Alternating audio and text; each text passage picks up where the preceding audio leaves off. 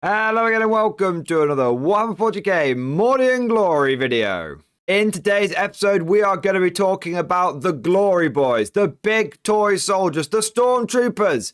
That's right, it's time to cover the Militarum Tempestus Scions. Today's video aims to be the ultimate guide for collecting your very own pure Scion army. You see, whilst the Scions might be part of the Astra Militarum Codex, they play completely differently to your regular guard forces. As a result, I humbly believe they deserve their very own tactics video, and that is what we are going to be getting into today. So without further ado, let's stop messing around and let's crack on with the episode. So for whatever reason, you have decided to become a pure Scion player. Maybe you've decided that the grinding attritional warfare of the Guard is not for you. Perhaps you're more attracted to the special forces aspect of the Stormtroopers. Maybe it's just the spiffy cool uniforms. I don't know. But for whatever reasons, you have decided that you are going to be going down this path. And I congratulate you, for collecting pure Scions is an incredibly challenging yet rewarding gaming experience.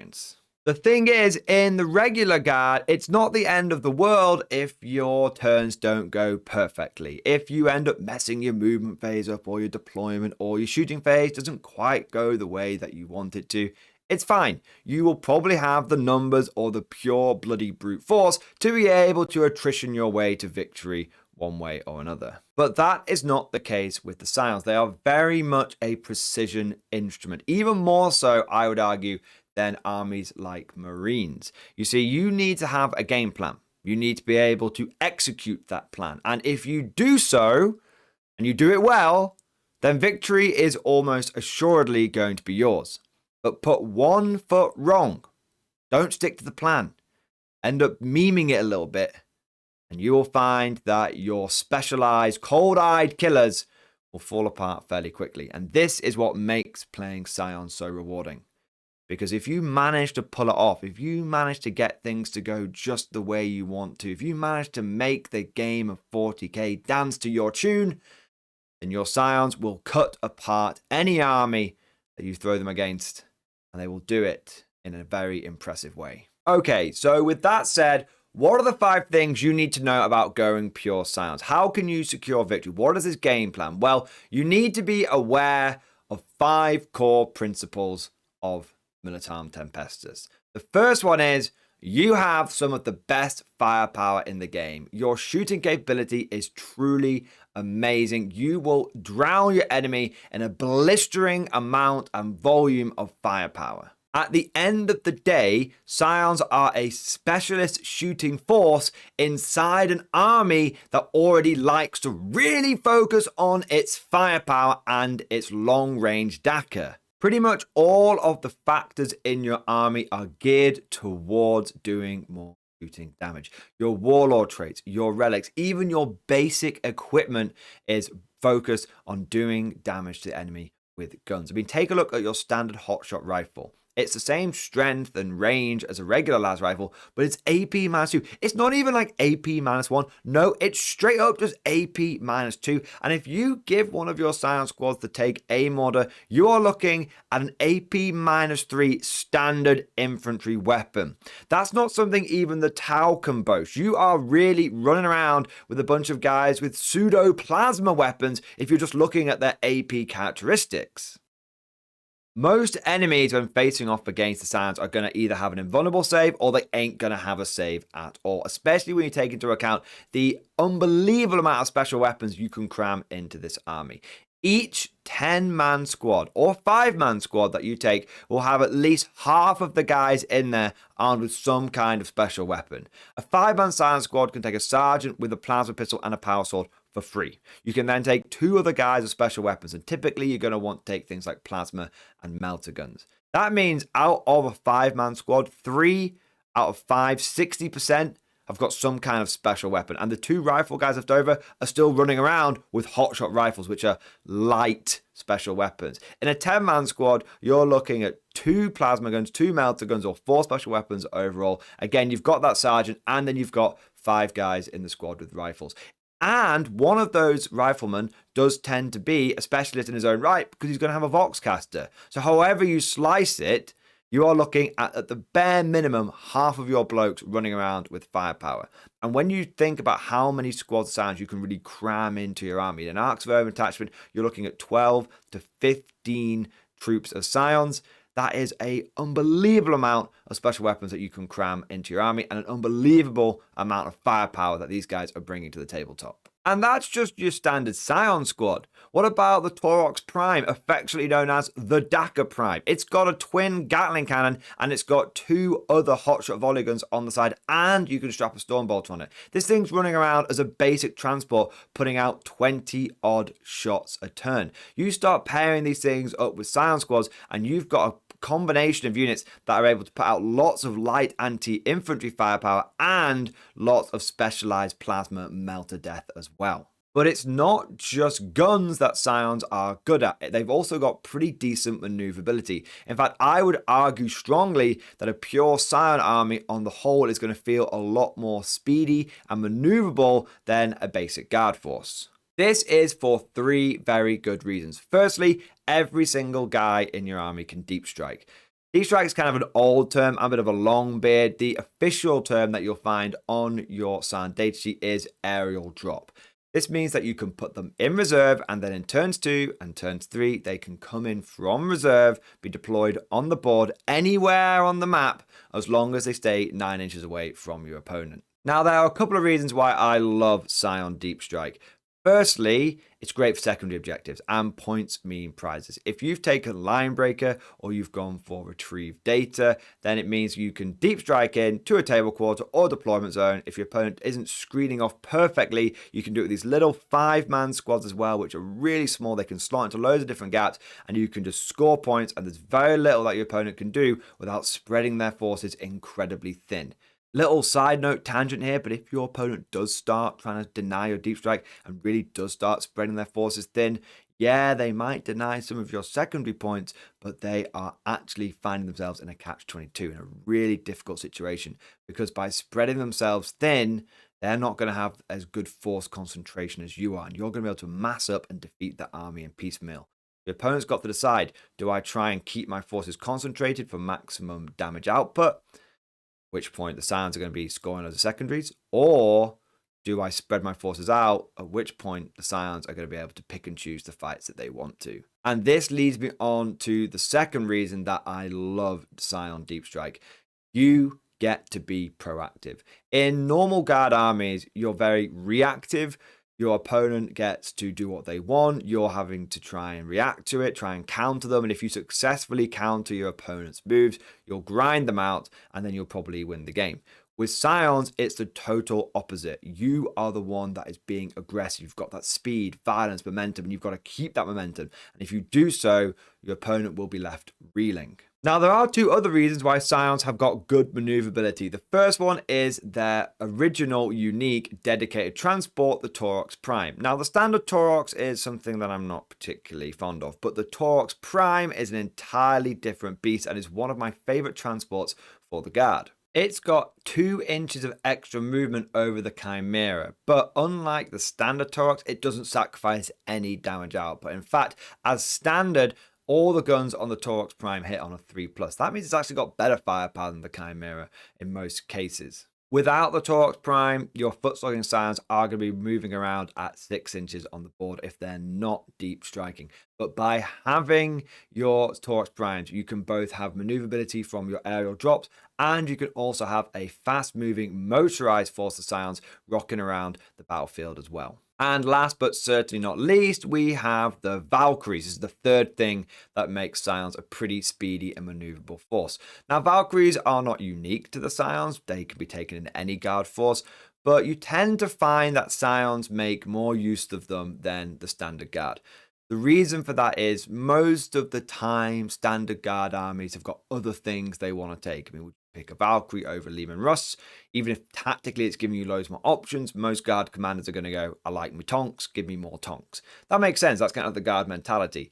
But in the Scions, once you've taken, 70, 60, 50 Scions in your army, and you've taken 4 or 5 Torx Primes, you're still going to have some points left over, and you're going to want some air support. Valkyries are very fast, and one of the best things about them is that Scions that you put in the back of them can grab shoot at the back. It's kind of like aerial drop, but you do it from the back of the Valkyrie. What's great about this is it allows you to essentially deep strike or aerial drop within 6 inches of the enemy rather than 9. Now you might be thinking, Mordian Glory, why would I need to deep strike within 6 inches? If I get within 9, I'm in rapid fire anyway. It's not to do with their maneuvering into shooting range. It gives them fantastic maneuverability for being able to get past the opponent's deep strike screens. If you can put a bunch of Scions in the back of a Valkyrie, fly them over your opponent's deployment zone and jump out and find some little gaps that you can put them in, then from turn 2, turn 3, turn 4, turn 5, you're going to have very easy access to certain secondaries like line break, and again, things like retrieve data. And having those secondaries means that you can score points. Scoring points means you can win games. So Valkyries are often overlooked by a lot of guard players, by a lot of Scion players, but in my opinion, they're pretty essential. And they are a great third leg to the Scion maneuverability chair. Now, so far in this video, we've been talking about the things that make Scions great, but you have to be aware of both the positives and the negative, the strengths and the weaknesses of any army if you're going to be piloting them effectively. And one of the most important things you need to know about Scions, one of the core principles, is they have terrible durability. They are very, very fragile. Take a look at the units that we've talked about so far. We've got the Scions. These are basically human stat lines. Sure, they've got a 4+ armor save, but a 4+ armor save doesn't mean dick in Warhammer 40k. Most Space Marine players don't put any stock in units that can't come with an invulnerable save, and they come with a 3+ save standard. They've got 2 wounds, and they're toughness 4. Your Scions have none of those things. So your basic infantry are still just as fragile as your regular guardsmen. Do not be fooled by that 4-up save. It is more hope and dream than actual durability. And then you've got the Torx Prime. Yeah, it's fast. Yeah, it's bringing great firepower, but it's the heaviest ground-pounding vehicle you can take. Look at that thing. It's like a Humvee or an MRAP. Okay, it's not a main battle tank. It's not a Lehman Russ. You don't have tanks. You can't handle the tanks.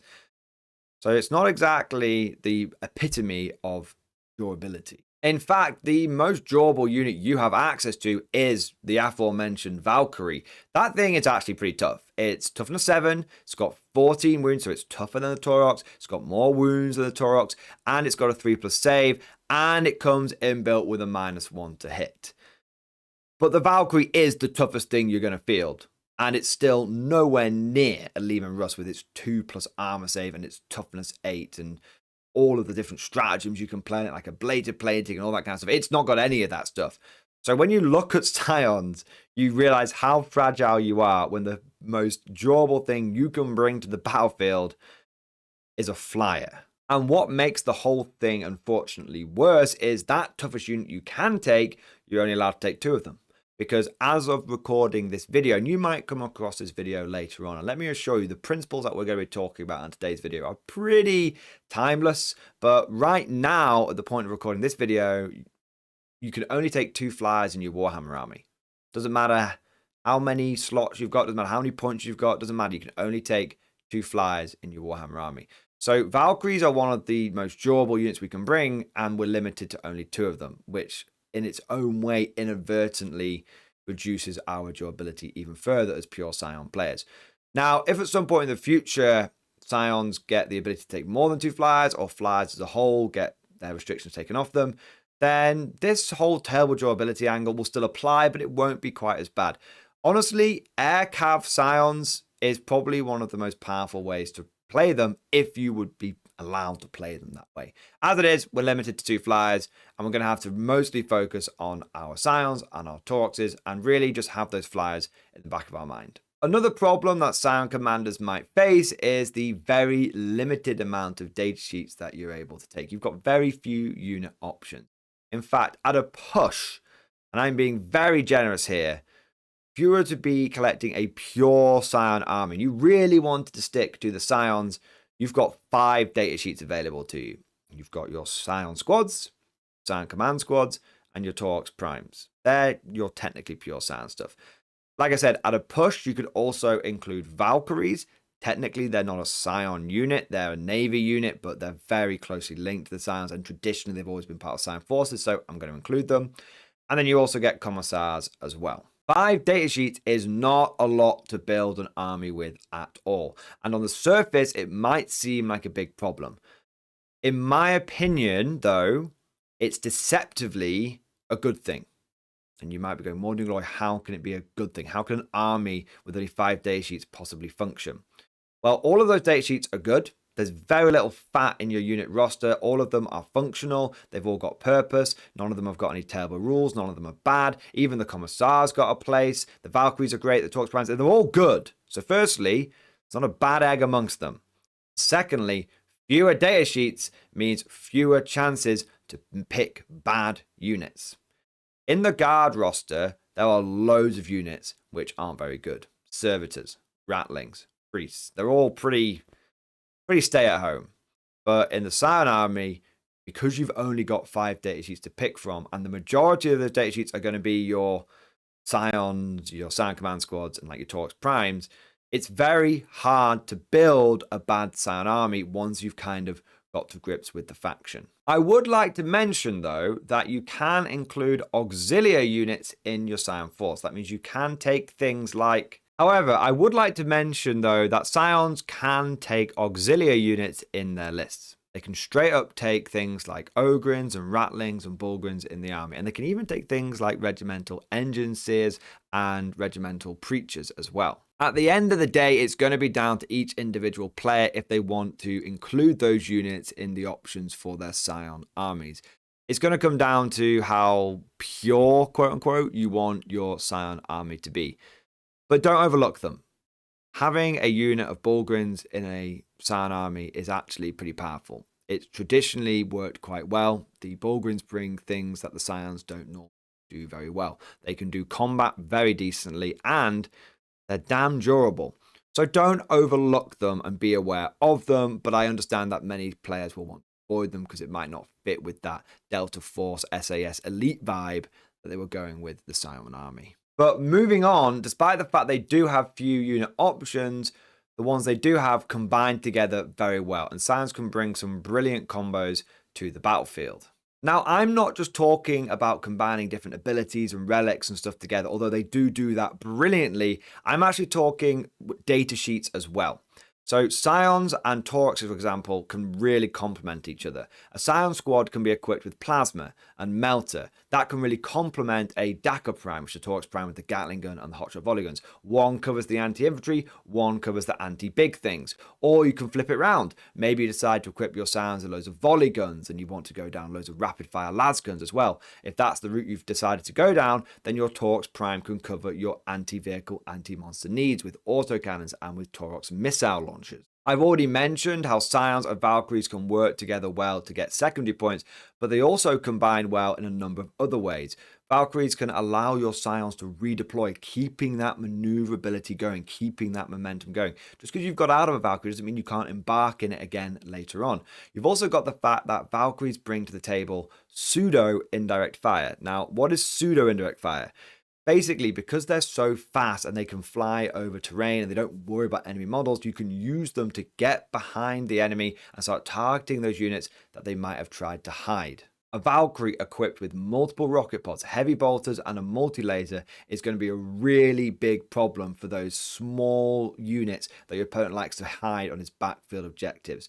And a Valkyrie with all that firepower and a squad of very 10 angry boys in it is going to be an absolute bloody nightmare. We'll get into this in more detail a little bit later on, but some of the Scion relics and warlord traits are truly phenomenal and could even be argued to be the best in the whole codex. And they are the basis and foundation for many of the Scion's most potent combinations. So that covers the 5 core things, the 5 most fundamental principles of collecting pure stormtroopers, and understanding them is key to achieving victory with the Glory Boys. And if I was to give you a summary, a hot take on how Scions feel to play overall, I would say it's like playing OG old school Dark Elder. I'm not talking the new Dark Elder with all these monsters and things like that. I'm talking 3rd edition Dark Elder when they were incredibly fragile,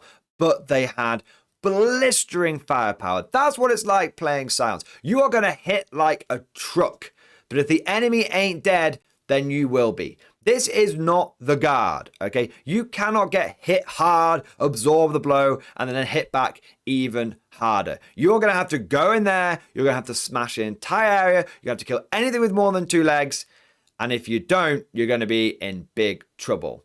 One of the biggest things you are going to have to get used to is not having tanks. You will not believe how much durability the Leman Russes add to the guard. You will not believe the durability having 120, 150, 180 infantry actually adds to the standard guard force. Regular guard data sheets are fragile, but you can bring so many of them that weirdly they combine together to be durable. Scions don't have that. Scions are just fragile, but they are very, very furious as well. So now that we've covered some of the overarching principles of the Scions, let's get into the nitty-gritty, the fine detail. And the best place to start off is with the data sheets. Understanding and being familiar with a faction's data sheets is very important. They are often the biggest indicator of how an army is going to play on the tabletop. And let's start off with the core of any good army, the troop choice. And in this case, it's going to be the Tempestus Scions. Now, if you're looking at your codex right now, you might say, but Mordian Glory, these Scions look like an elite choice to me. When you're taking a pure Scion force, that's one that doesn't include any normal guard units. Just a Scion squad, command squad, Torch Prime, Valkyrie, Commissars, Auxiliary and Advisors. Your Scions become troops. That's very important to understand. It's what allows you to actually make a viable Stormtrooper force. Now, your basic Scions have a pretty standard guard elite infantry profile, very similar to your Kazakin. Got a movement of 6, they've got weapon skill 4+, but they've got ballistic skill 3+, so clearly they're a shooting unit. They've then got strength 3, toughness 3, 1 wound, so pretty fragile. But they do have 2 attacks base. This makes them alright at bullying other units in combat. Leadership 7, actually one better than your standard troopers, and a 4+ save, which will help you a bit against some very basic small arms, but by and large, that's not going to save you. Each squad comes with 4 to 9 regular Scions, and they must take a Tempester. Basically, a sergeant. He has the exact same stats as his regular compadres, but he has an extra attack base, so 3, and he has an extra leadership, making Scions leadership at 8, which is pretty high. Every sergeant or Tempester comes equipped with a hotshot las pistol, a chainsword, frag, and crack grenades. Now, they can swap that chainsword out for a power sword for free, and they can do the same thing with their las pistol for either a bolt pistol or a plasma pistol. That's right, you get free power swords and plasma pistols on your Tempesters. All of the other basic Scions come equipped with a hotshot las gun, frag grenades, and crack grenades. It's important to note that your standard infantry are coming with crack grenades. In the regular guard, that's not the case. You just get frag. Crack grenades are actually pretty good. They do add a bit of extra close-up anti-tank punch. If you've got a squad with a plasma pistol overcharge, 2 more plasma guns overcharge, and a couple of melter guns, and then you took a crack grenade as well, that's going to take a big chunk out of most monsters and vehicles. Now, in terms of special equipment and weapons, for every 5 models in a Scion squad, so basically if you've got 5 to 9, you can take 2 special weapons, or if you've got a full squad of 10, you can take 4 special weapons. Now, you can't take the same special weapon over and over and over again. You used to be able to. You used to be able to take 10-man squads of Scions with 4 plasma guns, or 5-man squads of Scions with double plasma gun. You can't do that anymore. If you're taking a smaller squad, anything less than 10, you can take 2 special weapons, but both of them have to be different.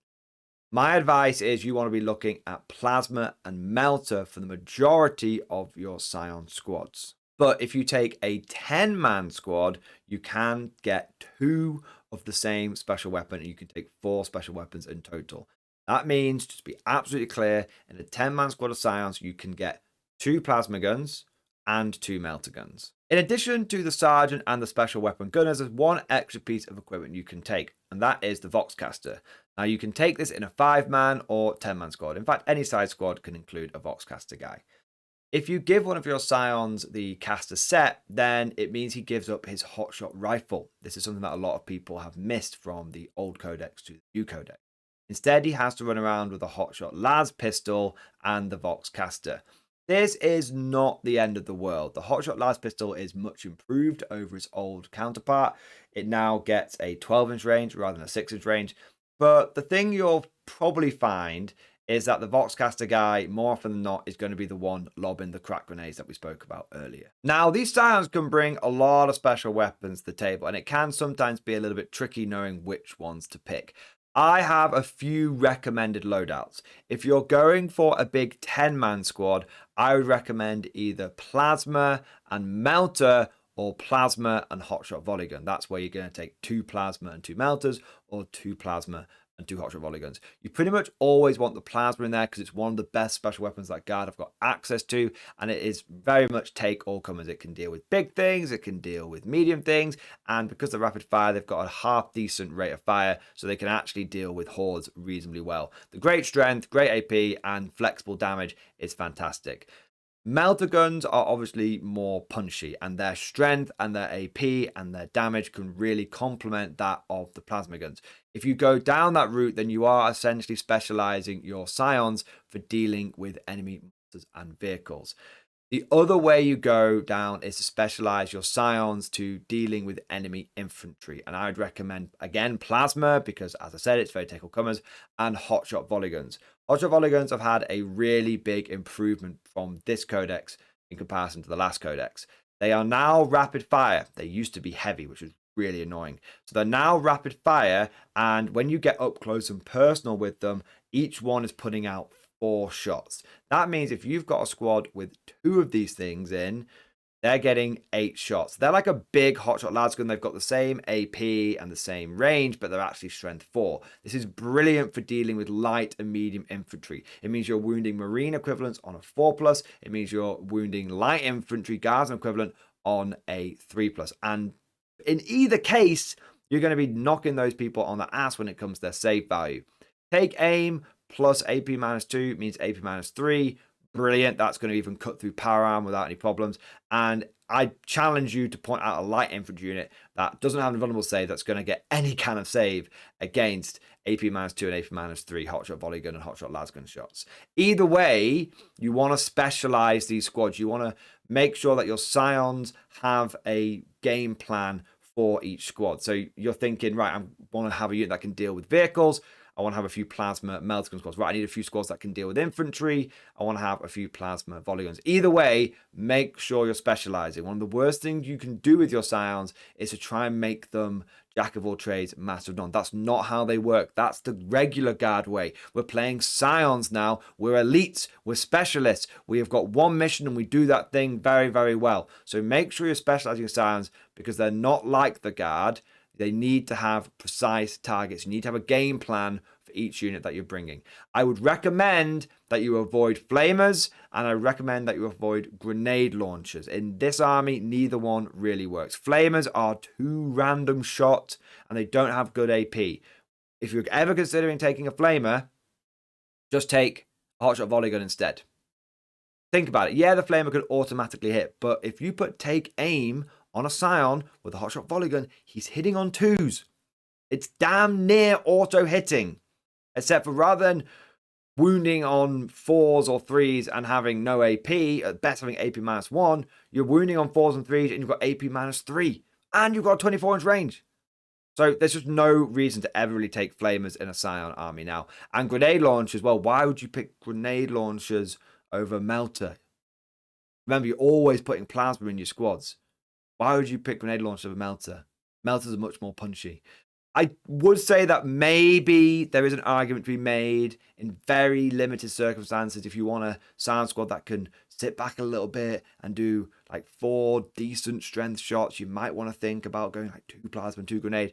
But I feel like that thinking is a bit of a trap. Your Scions want to be getting up close and personal. They need to be leveraging, remember, speed, violence, momentum. They need to be able to improvise, adapt, overcome. They need to be maintaining that control of the battlefield. And if you start getting into this mindset of sitting back with them, it's not how the army's meant to play. That covers the Scion squad, but what about the Scion command squad? Well, to be honest, they are very, very similar to your basic command squad that you can take in the Imperial Guard. The squad consists of 5 members. In this case, it's 4 Tempestus Scions. They've got exactly the same stats as the ones in the basic Scion squad. And then they come with a Tempestus Prime. This is the equivalent of your platoon officer. He has the following stats. Movement of 6, weapon skill 3+, so he's a little bit better at swashbuckling than your standard Scion. He's got ballistic skill 3+, strength 3, toughness 3, 4 wounds, 3 attacks, leadership 8, and a 4+ save. The Scion Command Squad has all of the usual options that you'll find in a command unit. You can take regimental standards, Voxcasters, and there's a couple of guys left over who can take special weapons. There are a couple of different ways that I would recommend you equip your extra guys in the command squad.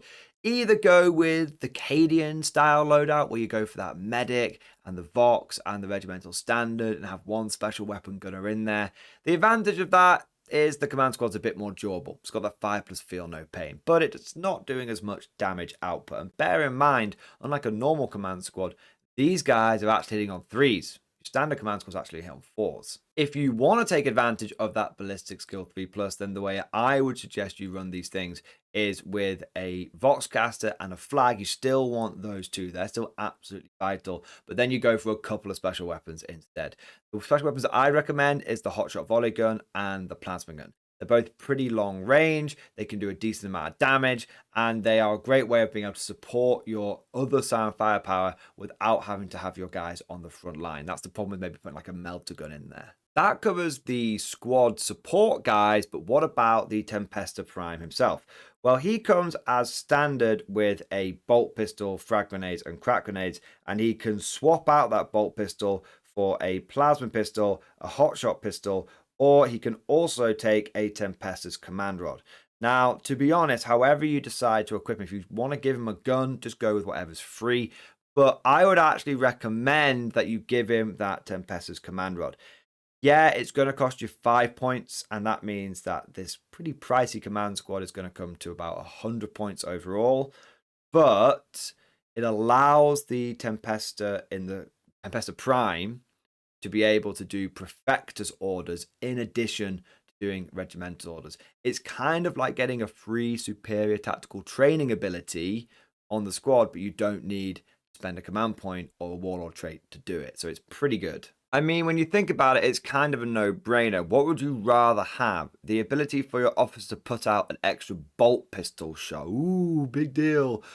Or for you to have the ability to do Prefectus orders to any of your units on the map within 24 inches of the command squad. Because unlike a Commissar, who can only do his Prefectus orders within a 6-inch bubble, the command squad can use the Voxcaster. So it's really, really powerful. It's a no-brainer. Prefectus orders are one of those things that a lot of people overlook. They think, oh, I'm just going to be taking aim every single turn. Why would I bother with Prefectus orders? They are very situational, but when you have them in the situation that you need them, they win you the game. And for example, if you come across an army that's got its whole strategy built around doing a turn 1, I'm going to use a pseudo deep strike, I'm going to teleport across the map, I'm going to mash your face up, I'm going to screw you over, and you've got Prefectus orders, and you can go, you know what, I'm going to use Remain Vigilant, you're not coming near me. Or you've got an army that relies upon deep striking loads of things in turn 2, turn 3, like Gene Silicate, one of the top factions at the time of recording this video. You can go, you know what, I'm going to remain vigilant, and you are staying back. Now, you might go through 5 games of a tournament and only need to use that Prefectus order once. But by having it, it secures you a victory that otherwise would have been a loss. So that's why, for me, Prefectus orders in command squads is amazing. I actually have a whole video about this, so talking about having infinite range Prefectus orders. It is my go-to tactic now. I never leave home in my normal guard armies without a command squad, without superior tactical training, without the ability to do those long-range Prefectus orders.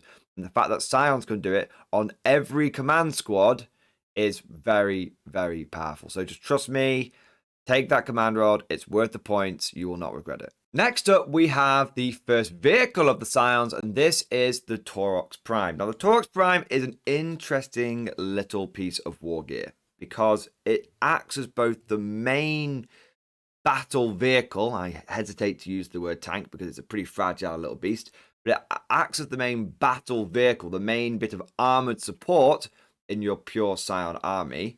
So in many ways, it fulfills a similar role something like a Lehman Russ. It's a vehicle that's there to do damage. But on the other hand, it's also a transport. So it's a very multi-role, flexible unit. Now, this comes with a couple of advantages and disadvantages. The main advantage being that it means you don't have to take as many units in your army to achieve the same thing. Oh, you need a fire support vehicle, but you also need a transport. Well, guess what? The Torx Prime could do both. But on the other hand, you're also paying a premium for that, because you have to spend more points on a Torx Prime than a Chimera or a regular Taurox. They are not cheap transports, and considering this thing has the same durability to regular Taurox, you are paying significantly more points for it, and that's because you're getting all the guns. Now, you might argue, but Morning Glory, you just said it yourself, you're getting loads of firepower, so that's great, right? Well, yes and no. Because on the one hand, it's fantastic that you're getting multi-role vehicles, you're getting lots of guns. It is definitely worth, in terms of its firepower, the extra 35, 40 points that you spend on the Torx Prime over the regular Taurox.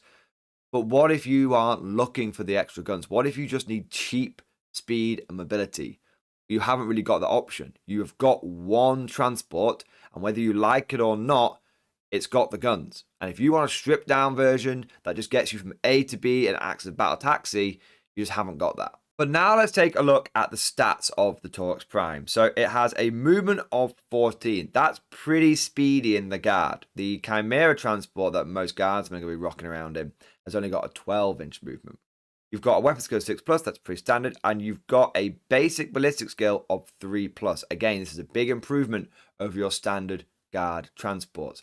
In the normal guard, your ballistic skill is 4+, and your turret weapon gets a ballistic skill of 3+, gets that +1 to hit thanks to turret weapon rule. But on the Torx Prime, every single one of your guns is hitting on a 3+, so that's really nice. It's a strength 6 vehicle, but you're not really that worried about strength. It's not really going to be designed for combat. It's only toughness 6, and it only has 10 wounds. This is what makes it so much less durable than a Chimera. A Chimera is toughness 7. You'd be surprised how often that pops up. And it has 11 wounds. Again, would you be surprised how often that catches up with you? Having 11 wounds means that your opponent has to put an extra shot in, whether it's a damage 1 shot or damage 2 shot. They have to put an extra shot into the vehicle to kill it. If your opponent hits you with 5 heavy bolter rounds and they all go through and they all do damage, your Torx Prime dies, but your Chimera does not. So it is a relatively fragile vehicle. It has a 3+ armor save. That's fine. It does come with armor tracks inbuilt, which is nice, which means that each time a ranged attack with a damage characteristic of 1 is allocated to this model, add 1 to the armor saving throw made against that attack. So you are relatively durable against small arms fire, but any kind of anti-tank, even things like light anti-tank, like autocannons and their equivalents, they're just going to tear through you in a heartbeat. But this is the thing with the Taurox. It really well encapsulates the whole Scion ethos. It's fast, it's got great firepower, it's got that great standard ballistic skill, but its durability is terrible. It's what goes back to what I was saying at the beginning of the video, which is you have the firepower, but you do not have the durability, and that theme permeates through your entire army. But speaking of firepower, now let's take a look at some of the weapon systems this vehicle can take. So as standard, it comes with the Taurox battle cannon and 2 hotshot volley guns. You can swap out the battle cannon for a Gatling cannon or a Taurox missile launcher. And you can swap out the 2 Taurox hotshot volley guns with 2 autocannons. And you don't have to swap anything out. You can just slap a Stormbolter on top of it if you want to. Now let's talk about that main weapon first, the Taurox battle cannon. Frankly, guys, it's terrible. You should never even consider it as an option. It's always been bad. It's essentially a random shot autocannon, and it's just not worth it. It's got a 48-inch range, it's heavy D6, it's strength 7, it's AP -1, it's 2 damage, it's blast. The reason why you don't want to take the Taurox battle cannon is because it's the jack of all trades, master of none. And the problem with doing that approach with Scions is it goes against everything that the army is about. You're meant to have specialist elite soldiers. Each one of your units is meant to have a game plan on the battlefield. We've talked about all this before. I don't want to repeat myself. So go with something that's so swingy with that just random heavy D6 number of shots, and the fact that it's got such just a lackluster profile. Just leave it at home. Okay. If the Torx battle cannon came with AP2 as standard, and if it came with a flat number of shots, even if it was D6 plus 3 or D3 plus 6, something like that, I don't mind, but it needs a better profile. So for now, just leave it at home. And to be honest, guys, the battle cannon has always been bad. Maybe GW will jinx me now, and suddenly 10th edition will come out, and the Torx battle cannon will be the best option. But for now, guys, it's a solid avoid. The two options you want to be looking at is the Torx Gatling Cannon and the Torx Missile Launcher. Now, the Torx Gatling Cannon, you definitely want to consider this if you have put a lot of plasma and melter guns in your Scion squads, because the Scion squads have been given the anti-tank weapons. You need your Torx primes to then pick up the anti-horde, the anti-infantry slack. Now, the Torx Gatling Cannon has a 24-inch range. It's heavy 12, so always fires 12 shots, guys. It's strength 4, it's AP -1. Now, some people aren't super happy with the Gatling Cannon because in the last book, it was heavy 20, but it was AP dash. Now it's heavy 12, but it's AP 1. With Armor of Contempt now going, I actually think having the extra AP is pretty good, but it is a shame that the volume of fire has been brought back slightly. Now, if you're taking the Torx Gatling Cannon, you definitely want to stick with the two Torx Hotshot Volley Guns as the backup weapons. The Torx Hotshot Volley Gun is actually a little different to your regular volley gun, okay? You see, the Torx Hotshot Volley Gun is rapid fire 3. Which means at close range, each one of those volley guns is getting 6 shots. This means that if you have the Torx Gatling Cannon and you have the two hotshot volley guns and you even spring for that Storm Bolt as well, and you get the Torx Prime within 12-inch range, that sweet, sweet rapid fire range, then you will end up with a vehicle that is putting out 28 anti-infantry shots. That is enough to cut down any light or medium infantry squad with relative ease. And this configuration I like to call the Dakar Prime, and it has been my go-to loadout for my Torx Primes for many editions now. It's my true favorite. However, it is not the only way to run your Torx Prime, and there is another loadout that a lot of people in the Imperial Guard community enjoy using, which is the Punchy Prime. This is where you gear your Torx Prime for anti-tank and anti-vehicle duties. And you do that by giving it the Torx Missile Launcher and pairing that with a couple of autocannons. Now, the Torx Missile Launcher is like any kind of missile launcher out there. It's got a frag, it's got a crack missile mode, and it basically is like your standard guard missile launcher, except it fires 2 shots rather than 1. So, for example, if you're firing the frag missiles, it's got a 48-inch range, it's heavy 2d6, strength 4, AP-1 damage, blast. If you fire the crack missile, it's the same range, it's heavy 2, strength 8, AP-2, d6 damage. Of course, the autocannons are your standard autocannon profile, so 2 shots each, strength 7, AP-1, 2 damage, 48-inch range. These two weapon systems complement each other quite well. They've both got the same range value, they're both in a similar strength area, they've both got similar AP, and they both have a pretty high average damage. Each one of those crack missiles that goes through is going to do 3 to 4 damage. Each one of those autocannons, if it manages to get both of its shots through, is again going to do 2 damage per shot, so 4 damage in total. Overall, the Punchy Prime brings to the table 6 fairly strong, powerful shots.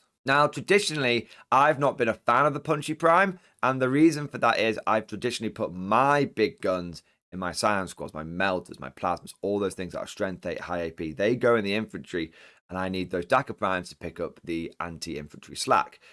But the times, they are changing.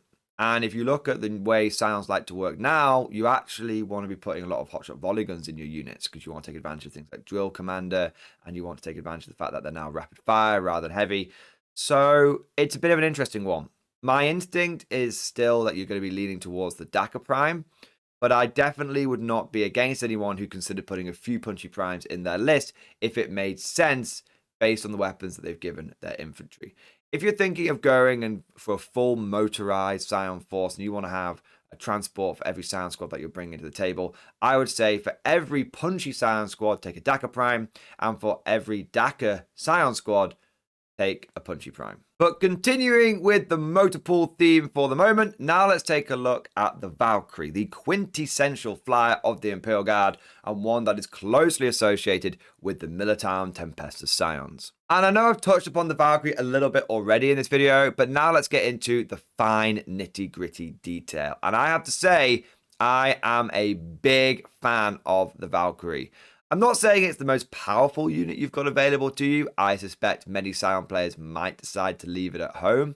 But for me personally, I think they're an auto-include for a number of reasons. Firstly, and of course the most important reason, is the rule of cool. I mean, having an air cavalry vibe in your Scion list is brilliant. The actual aesthetic of the model is fantastic. It comes with rocket pods and door gunners, and it just looks like this big flying helicopter gunship style vehicle. It's great. In fact, I would describe it as more of a gunship than a true fighter plane or anything like that. For me, it's just a really cool model, and that's why it's always going to have a place in my heart. But tactically, it's also pretty important. It brings a few things to the table that the Scions really enjoy. It brings an extra layer of maneuverability to an army that really enjoys being speedy. It also brings an extra layer of durability. I affectionately like to describe my Valkyries as flying bricks because they are some of the toughest flyers that I know of in 40k. Of course, we're not talking about big flyers or super heavy flyers or anything like that. We're talking your standard size flyer, your standard sort of plane that most armies can take, things like Dakar jets and stuff like that. The Valkyrie, in my opinion, is one of the toughest ones that you'll ever come across. It has got a toughness of 7 and 14 wounds combined with a 3+ save. Most other flyers out there will be toughness 6. They'll have 10, maybe 12 wounds if they're lucky, and they'll have a 4+ save. If it's like an Eldar flyer, it might be fortunate enough to come with a 5+ invulnerable save. But that's it. Very few other flyers out there that I'm aware of combine the high toughness and the high number of wounds and the high armor save. Most of the time, if you're lucky, you'll get 2 out of the 3 of those durability characteristics, and often you'll find flyers that only get 1. To put it into perspective, the Valkyrie has more wounds than the Lehman Russ battle tank, which is just brilliant. I'm sure it hasn't got the toughness 8 or the 2+ save of the Lehman Russ, but because it is hard to hit, because it's a flyer, it does have an inbuilt -1. Which will really help it avoid a lot of those single-shot anti-tank weapons that are going to be directed towards it. Also, the Valkyrie can go into reserve, and it can actually deep strike. That's right, it has the Airborne Assault Special Rule, which means during deployment you can set up the unit high in the skies, and when it comes in your turn 2 or your turn 3, you can deep strike it down the battlefield, wherever you want. Just like normal, it has to stay 9 inches away. Another great way of improving its maneuverability, it can get up the board where it wants to. It can do those aerial drops in places your opponent might not be expecting it. A lot of people may not be aware of the fact it can deep strike in, so they'll be thinking, I won't worry about my backline. That Valkyrie's got to come in from your board edge. No, I am coming in wherever I want if you leave me a gap. Also, the fact that you can put it in reserve indirectly boosts its durability further. One of the big problems that flyers have is they typically can't hide on a battlefield, and the Valkyrie is no exception. It's a big model, and it doesn't benefit from things like obscuring terrain because it's high in the sky, and flyers don't benefit from obscuring, right? By being able to put it into reserve, sure, you're not going to have its firepower available for turn 1. Okay, fair enough. But you are going to be able to make sure that it arrives, and when it does, it's going to be able to do some damage. One of the problems that I used to find with using my Valkyries, if I was facing off against anyone that had any decent long-range firepower, they were the first things to get picked out of the sky because I had to deploy them on the map turn 1. But speaking of its firepower, the Valkyrie comes with a pretty tasty array of weapons. And like the Dakar Prime, it can do a pretty good job of scything down those enemy infantry units. Now, to start off, the Valkyrie has had a big improvement from the old codex to the new one. It now has a basic ballistic skill of 3+. Previously, it had a ballistic skill of 4+, but if you put it into hover mode, where it goes from being a flyer to basically being like a normal flying tank, like a Wave Serpent, Venom, or other kind of Eldar skimmers, if you put it into hover mode, it got +1 to hit when shooting ground targets. Now it's just a 3+ to hit all the time. The roving gunship rule is gone, but it's actually back indirectly in just a better overall ballistic skill, which is brilliant. As standard, the Valkyrie comes equipped with Hellstrike missiles and a Militarum multi-laser. You can swap out the multi-laser for a las cannon, but you're going to have to pay points for that. And the Hellstrike missiles can be swapped with 2 multiple rocket pods. It's very important to know that it's 2 multiple rocket pods. A lot of people, when they see this, they think, oh, I replace the Hellstrike missiles with a multiple rocket pod. No, no, no, no, no, no, no. You get 2 multiple rocket pods instead of 1 rack of Hellstrike missiles. You could also, in addition to this, like with the Torx Prime, where you can just slap a Stormbolt on, you don't have to swap anything out for it. With the Valkyrie, you can just slap 2 heavy bolter door gunners onto this bad boy, really boosting its firepower. Now, I would honestly avoid the Hellstrike missiles. I would pretend they don't even exist. They are one of the worst weapon systems available to the Imperial Guard. They fire 1 shot. That's right, 1. Not 2, not 3. It doesn't matter if the model looks like it's armed with 2 of them. It doesn't matter. They fire 1 shot. Now, you can fire 1 shot every single turn, but it's 1 shot. It's strength 8, it's AP -3, and it's 3 damage. It's like a kind of big plasma shot. Put it like that, it's not very good. The point of the Hellstrike missile is it's meant to allow your Valkyrie to adopt an anti-air role, because you get to add +1 to hit against enemy aircraft, which means even if the opponent's got a flyer and it's got an inbuilt -1 to hit, you're still hitting on 3s with this thing. And if you do shoot an enemy aircraft with it, then the damage characteristic goes up to D3 +3. Look, just don't. Okay, if you want to have anti-air in your Scion army, just take a group of Scions and tell them to take aim. Oh, look, now they're hitting on 3s. And oh, look, their plasma is going to do way more damage than the Hellstrike missile. Just don't bother with the Hellstrike missile. It's truly just terrible. Just trust me. The multiple rocket pods, on the other hand, are absolutely fantastic. They've got a 36-inch range. They're assault D6. Because you get 2 of them, that means you get 2d6 shots for an average of 7 shots every single time you fire this thing. They've got blast, which means they're great at getting maximum shots against lots of light infantry. I mean, think about it this way. They are 2 separate multiple rocket pods, which means that as long as there is more than 5 enemy models in a squad, each one of these rocket pods is getting a minimum of 3 shots. So the minimum becomes 6. It's really, really good because it's not 1 multiple rocket pod that's firing 2d6 shots. It's 2 multiple rocket pods firing d6 each. It's really nice. Now, it is strength 6 as well. That's pretty good. And it's AP -2. It's really good. And 1 damage is whatever. You know, it's designed for doing strafing runs on enemy infantry. But the fact that it's got the blast, the fact that there's 2 of them, which means against even small squads like 6 or 10 man squads, you're going to be getting lots of minimum shots. And the fact that strength 6 means that even against heavy infantry, you're going to be winning on 3s. Against light infantry, you're going to be winning on 2s. The AP -2 means, again, it's just going to be cutting through any kind of light infantry. And even Marines are going to have to worry about this thing. And overall, it just pairs really well with the fact that you can stick 2 door gunners on this thing as well. With the heavy bolters, think about it. If you've got 2 rocket pods and you've then got 2 heavy bolters and then you've taken the multi-laser, which is actually a pretty good weapon now, you are looking at a Valkyrie that is putting out an average of 17 anti-infantry shots a turn, all hitting on 3+. Now, I know some of you might be asking, but Morning Glory, surely you'd want to pay for the las cannon. I mean, las cannon multi-laser all the way, right? Previously, I would have agreed with you. Now, I'm not so sure. The multi-laser has got lots of DACA. It's 4 shots every time it fires, and it's now got an AP -1, and the fact that arm contempt has gone away is pretty nice. So I actually think sticking with the multi-laser is okay. Bear in mind that the Valkyrie is actually pretty expensive. It's 150 points before you factor in the las cannon. Truth be told, though, I think it's dealer's choice. Me personally, I like DACA, and again, traditionally, it has been my Scions that are running around with the anti-tank, so I've been able to use my vehicles to focus on anti-infantry. But if I'm running a lot of volley guns now, I don't think there's any problem with slapping the las cannon in there, especially now that's a ballistic skill 3+ las cannon. Definitely not a bad ace to have up your sleeve. Now, in terms of its abilities, the Valkyrie, like I said, it can deep strike with airborne assault. It's supersonic, so it's got all the flyer rules and it's got hard to hit. It can hover. It explodes like any normal vehicle. Be aware that when it explodes, it does D6 mortal wounds, not D3. The big thing that the Valkyrie can do, though, is it can transport models.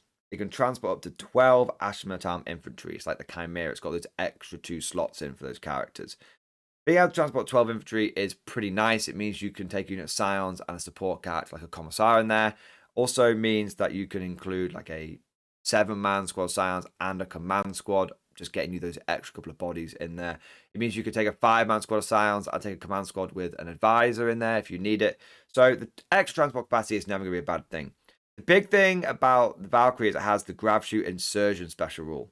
This means that in your movement phase, when this transport model makes a normal move, one or more units embarked within it can disembark at any point during that move.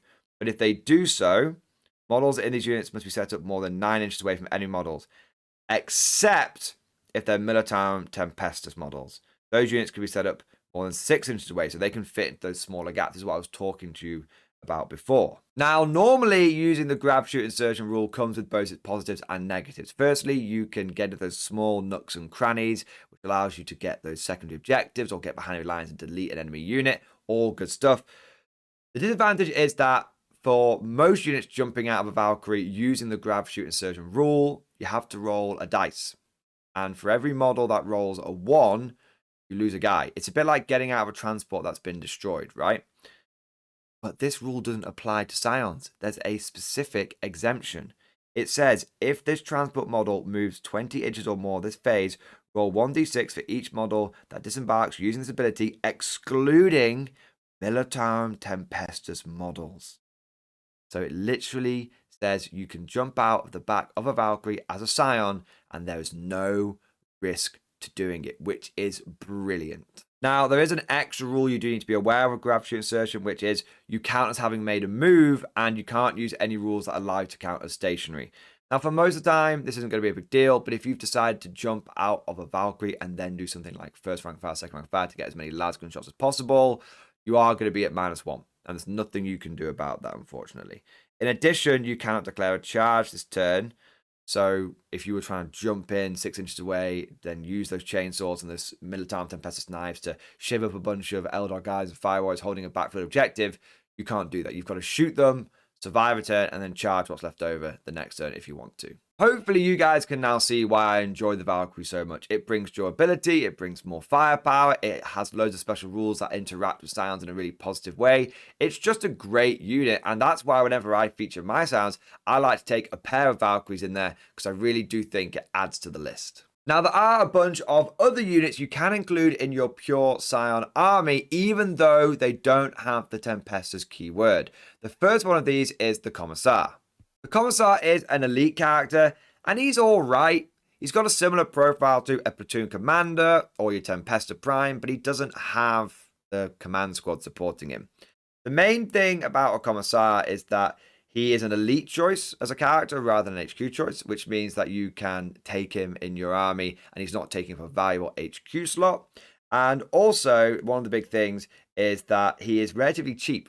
He's only 40 points, and he is a pretty good source of orders. He can do Perfectus orders, and for a single command point, you can give him superior tactical training, the Warlord trait via Officer Card of Stratagem, and that means that he can do regimental orders as well. Now, you might be thinking, but Morning Glory, I can do orders from my command squads. I can do regimental and Perfectus orders from there as Scions.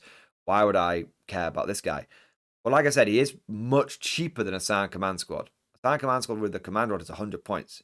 Commissar is 40. He's also a single model, which means he can jump in the back of your Valkyries and support a big 10-man squad. On top of all this, he's a pretty good place for you to put the auto reliquary of Tiberius Relic. This gets him up to having 2 orders. Considering as Scions, you can actually be at risk of having very few orders. Even if you take 3 command squads, it's going to be 300 points, and you're only going to get 3 orders out of that. Having a cheap way of getting an extra order in there is definitely something you're going to want to be considering for your armies. In addition to Commissars, you have a bunch of Auxiliary and Advisor units that you can get for your force. The auxiliary units tend to be things like your regimental engine seers, your servitors, your ogrins, your bulgrins, and your ratlings.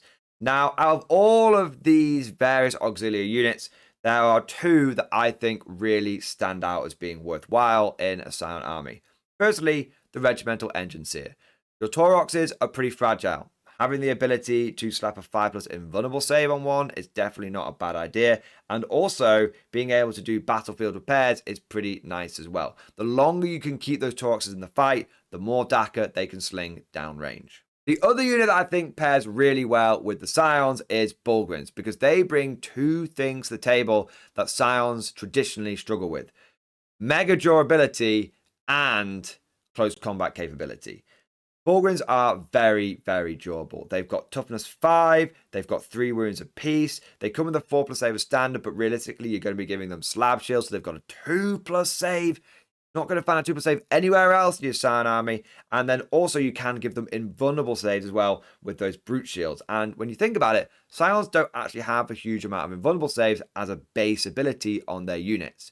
You do have relics and stuff, and we'll get into that a little bit later on.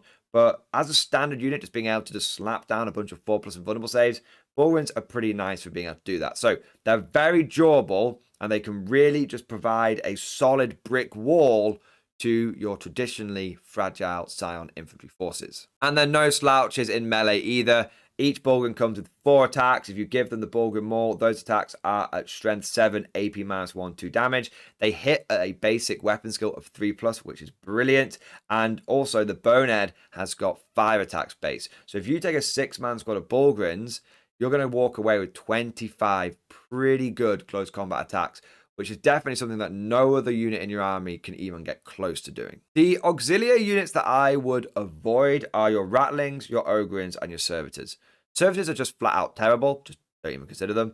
Rattlings and Ogrins do have their places in regular Imperial Guard lists, but I don't think they're really worth it in a Scion list. Both of these units are very shooty focused, and Scions don't really struggle with shooting. Ogrins are a shooting unit. A lot of people think they're a combat unit. They're not. Look at their profile. Their guns are better than their combat knives. So you don't really need a bunch of Ogrin shooting to support all of the firepower that your Scions are bringing to the table. And likewise, Rattlings, 5 sniper rifles, it's really not much to write home about. You might be able to make an argument for Rattlings because they can forward deploy, but if you're taking a lot of Torx Prime stuff, maneuverability shouldn't be a problem for your Scion army. So I honestly don't think Rattlings or Ogrins are particularly helpful for your Scion lists. As for the advisors and attaches, well, there's only really one that I think is worth considering, and that is the Officer of the Fleet. He combines really well with your Valkyries. He can give them reroll 1s to hit, and having Ballistic Skill 3+ now with those reroll 1s means that they can really pull off quite an effective strafing run. But I probably wouldn't bother with the other ones. The Massive Ordnance, you haven't got any artillery, so I'd take him. Astropath is all right as a source of psychic powers, but it's going to make your 100-point command squad go up to 140 points, which is going to be very, very expensive. And likewise with your Ogre Bodyguards and Not Dead Dog, they're okay, but they're just going to make expensive command squads even more pricey. The funny thing is, though, that if you do attach any of these guys to your command squads, they do benefit from the aerial drop special rule. And there's just something hilarious about Not Dead Dog parachuting into the combat zone. Now, I mentioned the Astropath a moment ago, and I want to dig a little bit deeper into this idea of taking Psykers with your Scion army. A lot of people, including me, overlook Psykers in Imperial Guard, let alone in Scions, and I think they don't even really go on the radar for a lot of Scion players. This is kind of understandable. You're focusing on orders and firepower and all that kind of good stuff. If you do decide to include Psykers in your army, they can actually be pretty potent. If you take an Astropath and a Primaire Psyker, it'll set you back 100 points, but on average, between them, those 2 Psykers can put out 6 mortal wounds a turn. Primaire Psyker can do a Smite and then can also do a Psychic Maelstrom, both of which do an average of 2. And then you've got the Astropath who can also do a Smite and, get off on a 6, even if it's the second Smite being cast. And that's another 2 mortal wounds. I think the reason why a lot of people overlook Psykers is because a lot of your Scion units are already pretty expensive. And once you've taken all of the infantry and the Torcs and the Valkyries, you kind of don't have very many points left over. If I was to take a Psyker in a Scion army, it would be a single Primaris Psyker. What I would do is I would just equip him to do mortal wounds. I wouldn't worry about things like Night Shroud. I wouldn't worry about things like Psychic Barrier. Honestly, your units are so fragile that even layering some of these buffs on them, it's not going to be enough to keep them around. I have tried putting Psychic Barrier on elite infantry like Kazakin and Scions before. I thought the 5-up invulnerable save might make a difference. Generally speaking, it just didn't. So that covers all of the data sheets and units that you can take in your Scion army. But what I want to cover now is a couple of common abilities that your Scions have access to. The first one we've already touched upon, aerial drop. It allows you to deep strike your guys in from reserve. You can put them into strategic reserve and then bring them on turn 2, turn 3, anywhere on the battlefield as long as it's 9 inches away from the enemy units. Great way of being able to spring ambushes on your opponent, get the drop on them, and hit them with your guns before they can hit you. Love that ability. Great. I've talked about it loads already in this video. We're not going to go over it anymore. However, one thing that I haven't talked about at all yet is the Scion ability called Stormtroopers. This is amazing. I cannot overstate how much I love the Stormtrooper ability. It's just straight up exploding sixes on all of your attacks, both ranged and melee. What that means is if you roll a 6 to hit, you generate an additional hit. You don't need to roll for it. It just becomes 2 hits. That means if you've got a couple of plasma guns and you get a couple of 6s, instead of getting 4 hits with your 2 plasma guns, you would get 6 hits. It massively spikes your special weapon and regular weapon damage output. And it acts as your regimental doctrine because Scions don't get doctrines. There's no born soldiers or anything like that for you. Instead of all that, you get Stormtroopers. I genuinely cannot hammer home enough how much I love this ability, how powerful that I think it is.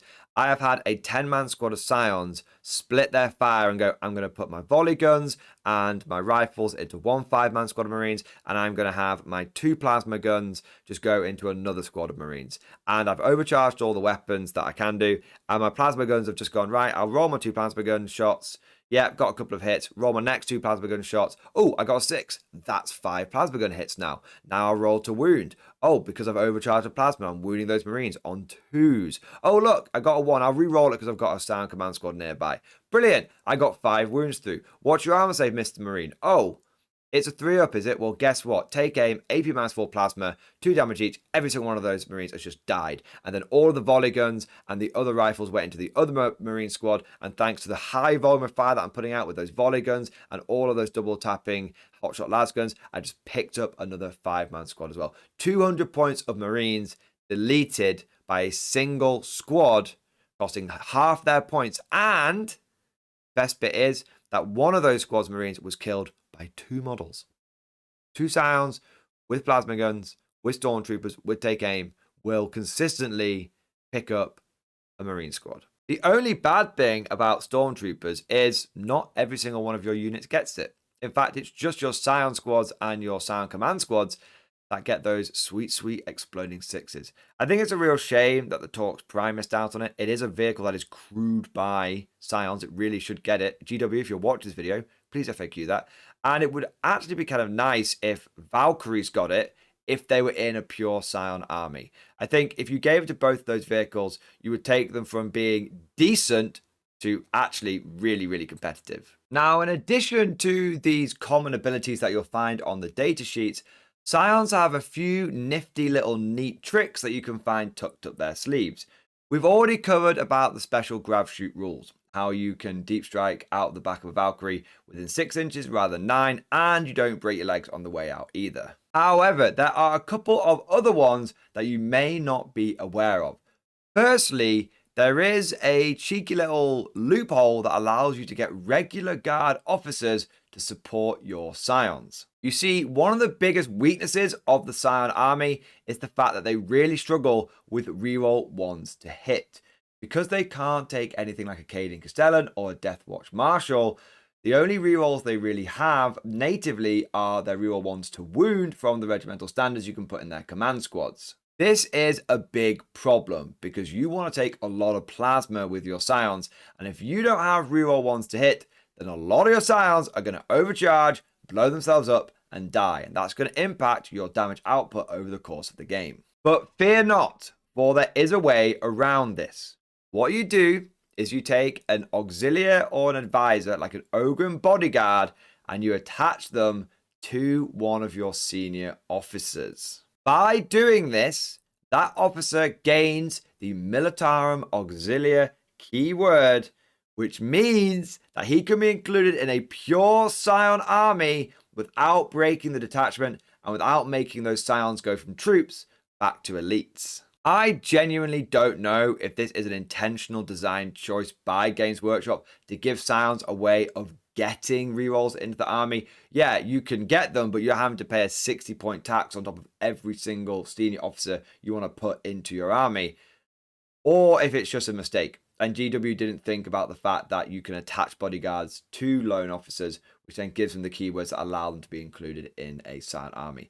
At the time of recording this video, however, it is totally legal, and I fully advise you to take advantage of it because it will help get those real ones to hit in your army, which your Scions with Plasma so desperately need in order to be effective. Another neat trick that a lot of people overlook is the fact that you can technically take an Arcs of Omen detachment of Scions and then ally in a patrol of Scions. This works because the Arcs of Omen rules say that if you take a full detachment of Astra Militarum, you can then add in an allied detachment of Scions. But every single Scion unit has the Astra Militarum keyword. So technically, you're taking a Astra Militarum Arcs of Omen detachment. It just so happens to be filled to the brim with Scions or Auxilia. And then you're like, okay, now I'm going to ally in another patrol of Scions. This is actually quite important and something you're going to want to be aware of. Traditionally, Scions prefer to operate in lots of 5-man squads. Big 10-man bricks of Scions are good, but you do miss out on a couple of things. So, for example, if you're taking a 10-man squad instead of 2 5-man squads, you're missing out on 1 free plasma pistol because 2 5-man squads have got 2 sergeants who can both get 2 free plasma pistols and power swords, and the 10-man squad's only got 1 sergeant. So you are slightly reducing your damage output by doing that. And also, 10-man bricks are a lot harder to maneuver around. They take up a lot more space. They aren't going to be able to deep strike into those crannies. They're going to be taking up more room in transports. Remember, the Torx Prime only has a carrying capacity of 10, which means that if you put a 10-man squad in there, you can't fit in a command squad and stuff like that. So Scions traditionally like operating in 5-man squads. If you are stuck with an Arcs of Omen detachment only, it means you can only get 12 5-man squads. That's only 60 Scions.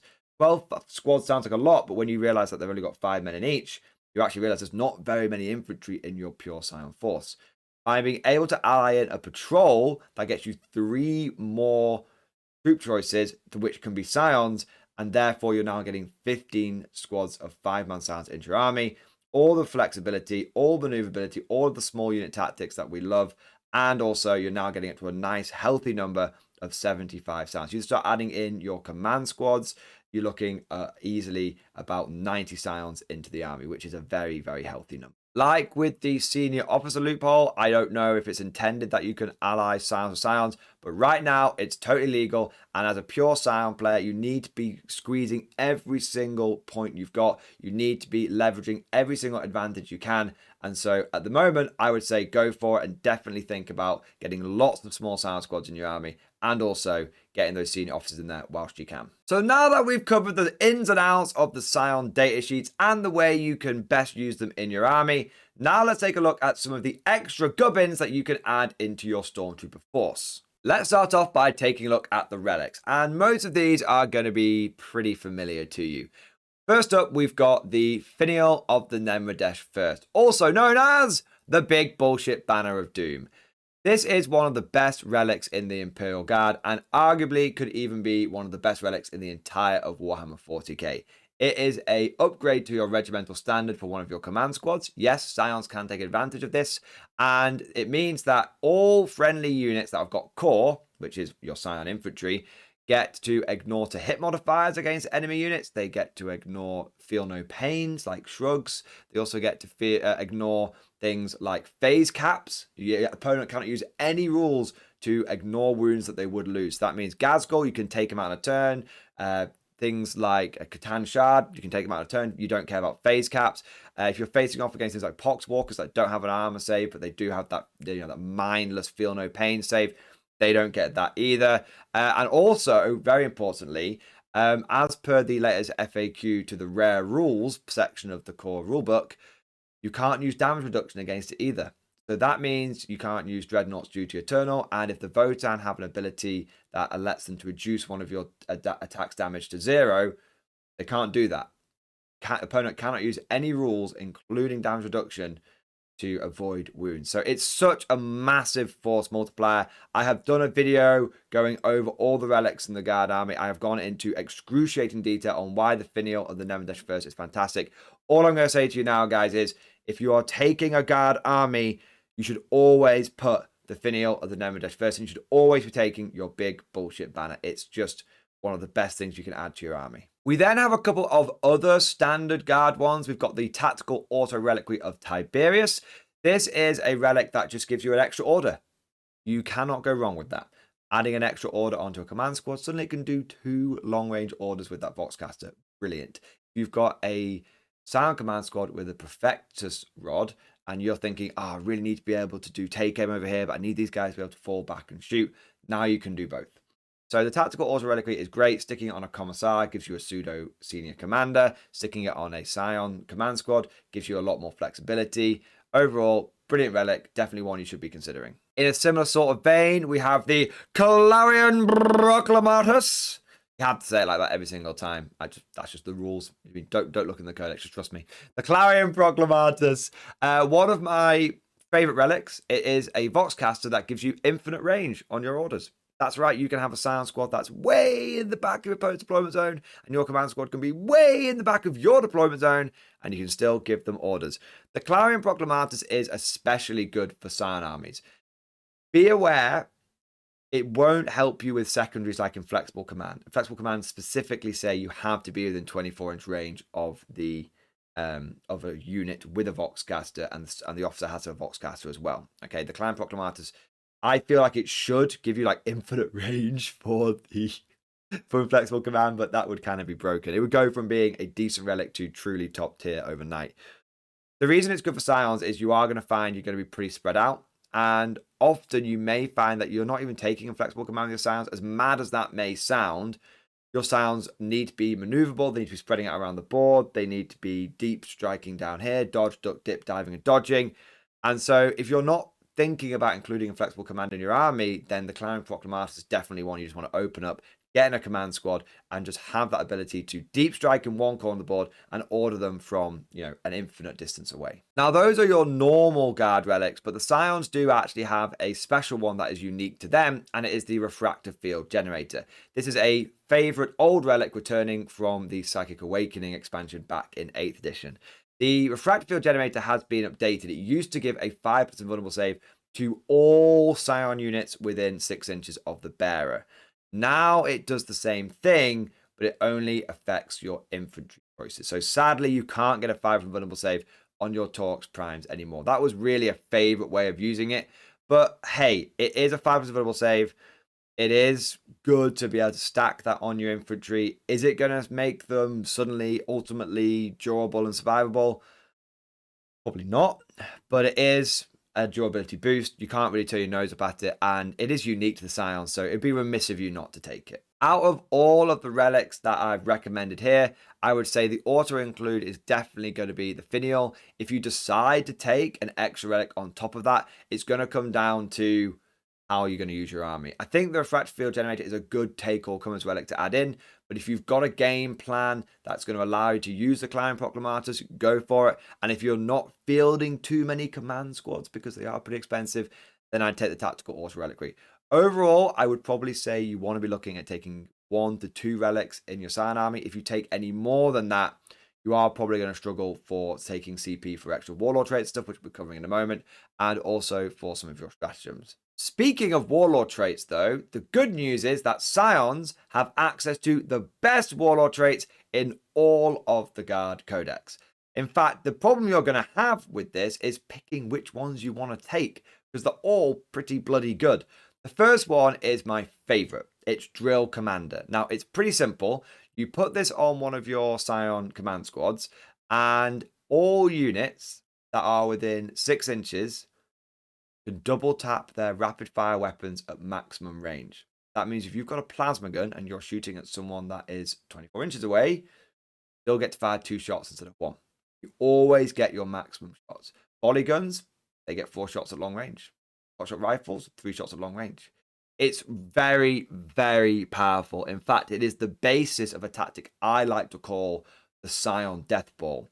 This is where you take a senior officer, a command squad with Drill Commander, and 3 units of Scions with Plasma and Volley, 3 big units, and you just unleash hell.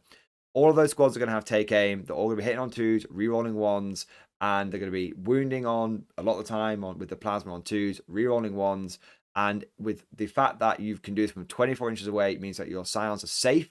They don't have to get up close and personal and risk themselves. They can just stay back. They can provide a really nice fire support base. And overall, it's just a super, super powerful tactic. Again, I feel like I said this a lot. I have done a video on the Scion Death Ball. I highly recommend you check it out. I go into a lot of detail on how it works. Let me put it this way. Every single person that I have introduced the Scion Death Ball to has said it's now an auto-include in their armies and they can't go without it. It's just that powerful. It blows any kind of Kazakin bomb out the water. It is the sleeper S-tier tactic in the Guard Codex. Now, it's good in a regular Guard army. It's even better in a Scion army. Next up, we've got Precision Targeting, another really strong Warlord trait. Similar to Drill Commander, this affects all units within 6 inches, and it allows your friendly units to ignore cover. Now, I should be clear, this only affects your infantry. Unfortunately, again, your Torques, Primes won't benefit from Drill Commander or Precision Targeting. But hey, it's still going to affect those Scions, and those Scions are the backbone of your army. I really like this one for a number of reasons. Firstly, it's a straight-up damage boost. If your opponent isn't getting +1 to their armor save from light cover, that's great. It's also a fantastic way of countering those annoying units that decide they want to have +2 to their armor save and being in cover, which would then start countering your native AP -2 from your Hotshot Lasguns. It's like, no, you're getting hit by the big AP of the Scions, whether you like it or not. The last reason I like this is it kind of helps get past one of the big disadvantages of Scions, which is they don't get regimental doctrines. Yeah, you get Stormtroopers, but you don't get a lot of the other perks that other regiments can pick, like veteran guerrillas.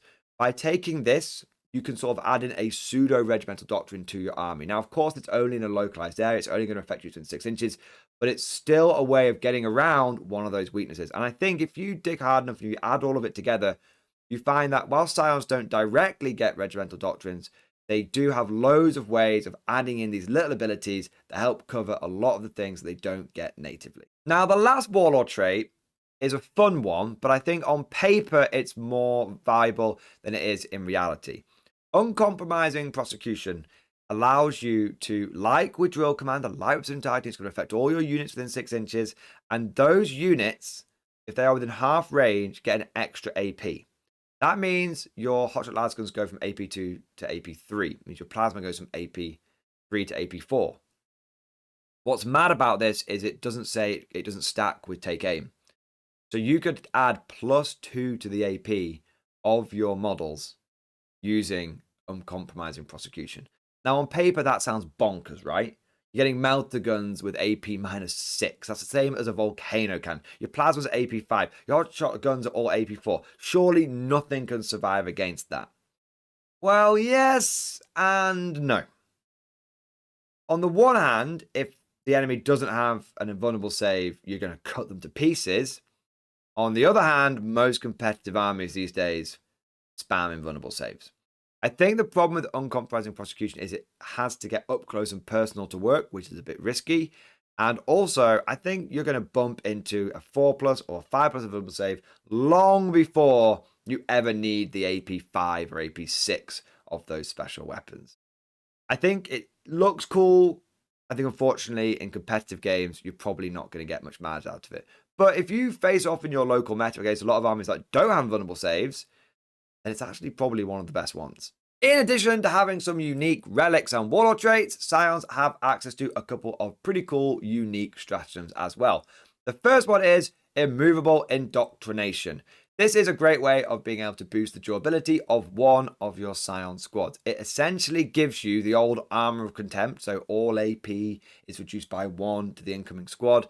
And also on top of this, the enemy can't reroll wound rolls. So it's actually like you've got the Votan Void Armor. I just love this image of a bunch of Scions, like, after completing a mission against the Votan, like, getting all the Void Armor scraps together and, like, cramming themselves into these, like, tiny, tiny Void Armor suits. Like, their legs below the knees are showing. Their arms below the elbow are showing. They're just completely crammed into this Void Armor. And they're like, ah, yes, immovable indoctrination, lads. I don't know why I find that so funny. It's actually a great stratagem. It only costs 1 CP. It helps you get a bit more durable. I think you'll often find that in many situations, your opponent is still going to breeze through like a 5-man squad. But putting this on a 10-man squad and then combining it with things like the refractor field generator and then even orders like take cover, you start getting quite a bit of durability on one squad. I think it's something you'll be able to slap down every single turn and just get a bit more durability out of it. I think if you have a bit of a game plan around it and you think, I'm going to have a squad that's going to sit on a backfield objective and I just need to make sure that it survives. If the enemy's got any sort of indirect fire, it's just going to bounce off. Slapping all of these things on them, the immovable doctrination, the take cover, the refractor field generator, I think can make one of your squads pretty tanky. I don't think it's going to stop you from getting killed by just some concentrated, dedicated enemy fire, but I do think it will help you survive against those sort of weaker indirect shots. And it also means in a pinch, when you're getting into a peer-on-peer fight where it's like a straight-up match, it could go either way, you just slap immovable indoctrination on, and it might swing the combat in your favor, and it might allow you to hold on to that objective. It's a nice little stratagem, but I don't think it's overpowered or game-breaking in any way. What I do think is actually really powerful is the mount up stratagem. This allows you to shoot with the unit Scions, and then after you finish your shots, get back inside the transport. There's nothing that says you can't get out of a transport, shoot, mount up, and get back in the transport. This essentially gives you jump, shoot, jump with the unit of Scions jumping in and out of a transport. And again, it's a fantastic way of boosting the durability.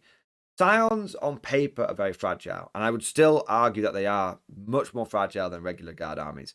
But when you start adding all of these different little bits together that we've mentioned, movement doctrination, refractor field generator, take cover, all these different things, and now you've got mount up, and the fact you can take Valkyries is pretty durable, and then you start adding Bulgrins in, there is a way of making a pretty tanky Scion army. You have to build around it, but it's pretty good. Now, mount up, in my opinion, is just a go-to. Every single turn, if you've got a unit of Scions that can jump in and out of a Chimera, a Torx Prime, you should be doing it, okay? It is pricey, it's 2 command points, but it is pretty valuable. Now, I could be wrong here, guys, and I would love to know your opinions on this. Let me know down in that comment section. But I think that mount up works with Valkyries and the Grav Shoot. Because how it works is you would fly over with your Valkyrie, you'd Grav Shoot out the back. As long as you're staying within 3 inches of the Valkyrie with all the models, you can re-embark and you can mount up. So you could fire everything off and then jump back in the Valkyrie. And you can just constantly be going around the battlefield, just dropping out, shooting, getting back in, dropping out, shooting, getting back in. I think that has some real potential and must be very, very annoying for your opponent to deal with. Often your opponent doesn't want to be having to be picking flares out the sky. And more often than not, it's the Scions themselves that are going to be doing the damage. But if you've got this unit of roving Scions that are just going to be going around the battlefield, none of your opponent's objectives are going to be safe. None of his backfield units are going to be safe. You're going to be dropping out, remember, 6 inches away because of Grav Shoot and Scions, blasting away and then getting back in. I haven't tried this tactic, but on paper, it certainly seems to have some legs. Now, in this last part of the video, I want to take you through my recommended Scion list. This isn't necessarily going to be the very best, most optimized Scion list you can take, but I would suggest it as perhaps a beginner Scion list, something that will let you get to grips with all the different aspects of your core Scion force, whilst at the same time being pretty powerful and one that you'll be able to have fun with and have a decent chance of victory. Starting off with the HQ section, I've gone for a couple of Scion command squads. Both of these are going to be equipped the same. We've got a Tempestus with the command rod, a flag, a Vox, a volley gun, and a plasma gun. This giving me a nice, decent mix of fire support and force multiplier. One of these command squads is going to be a little bit different to the other because I am going to upgrade it with a Warlord trait and a relic. The Warlord trait I'm going to go for is Drill Commander, and the relic is going to be the big bullshit Banner of Doom. This command squad is going to form the core of the big Scion Death Ball. Now, for my third HQ choice, I have included a senior officer and a bodyguard. This could be a bit risky. At the moment, it is a bit of a loophole. If you end up watching this video later on and you can no longer take the senior officer and bodyguard, don't worry. Just take a third Scion command squad instead and give it the same loadout as the first two.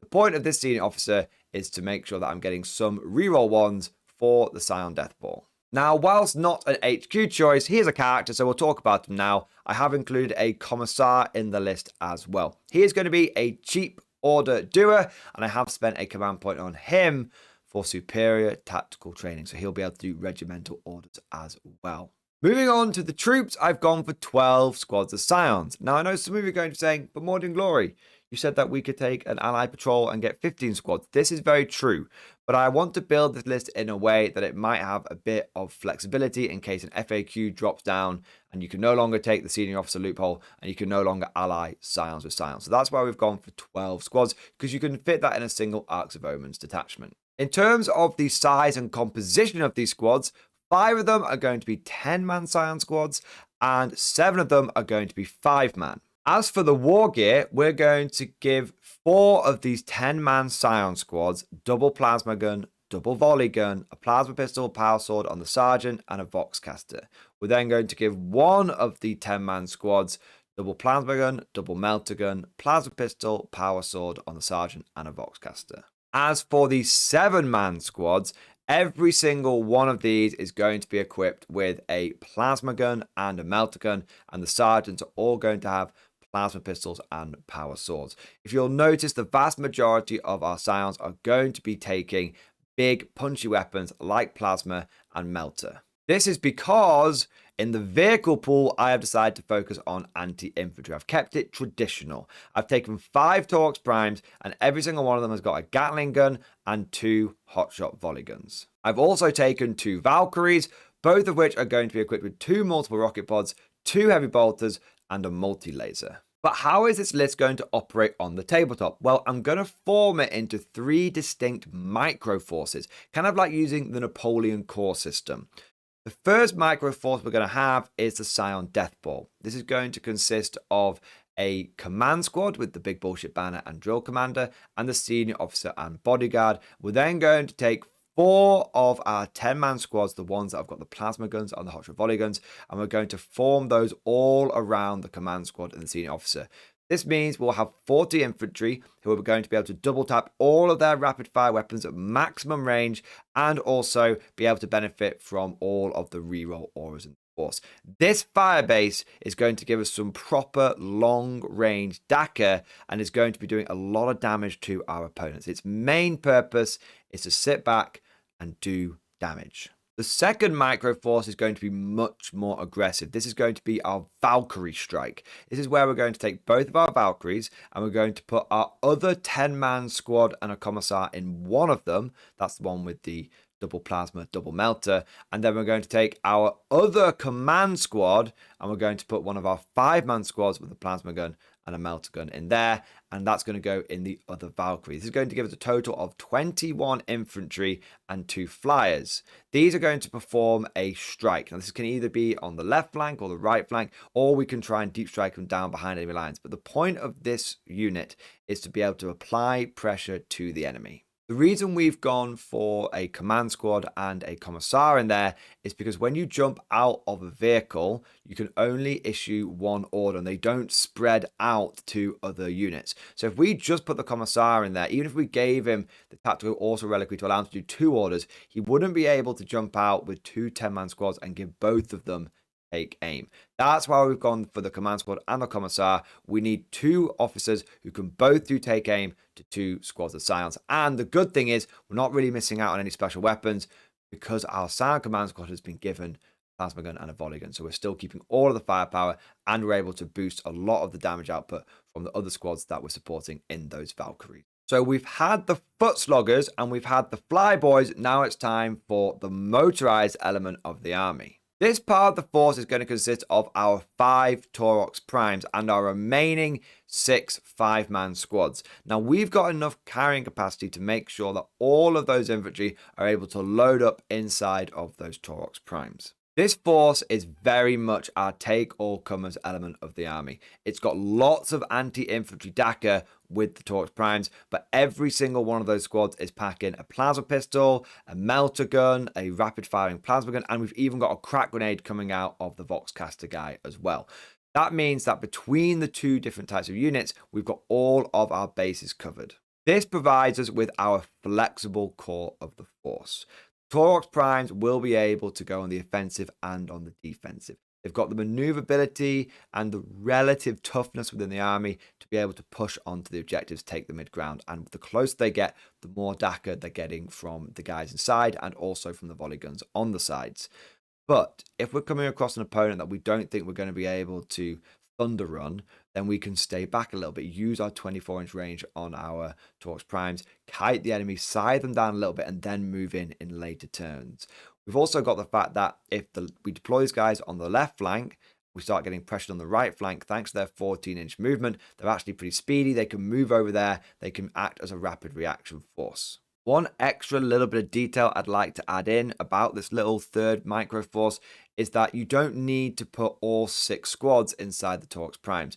You can end up just putting 3 or 4 squads inside and instead have a couple of other units go in deep strike. You might want to do this depending on what secondaries you've picked. You might need a couple of 5-man squads who can deep strike in, retrieve some data, or get you some behind enemy lines. Speaking of secondaries, there are 4 that I think you want to keep in the back of your mind when you're operating this list.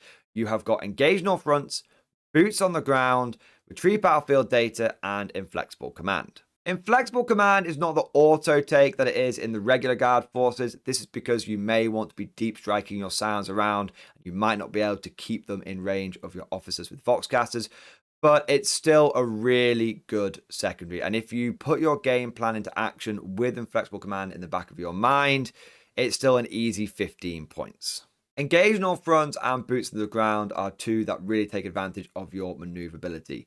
Now, boots on the ground might seem like the more obvious choice. You can deep strike Scions into all the different table quarters, of course.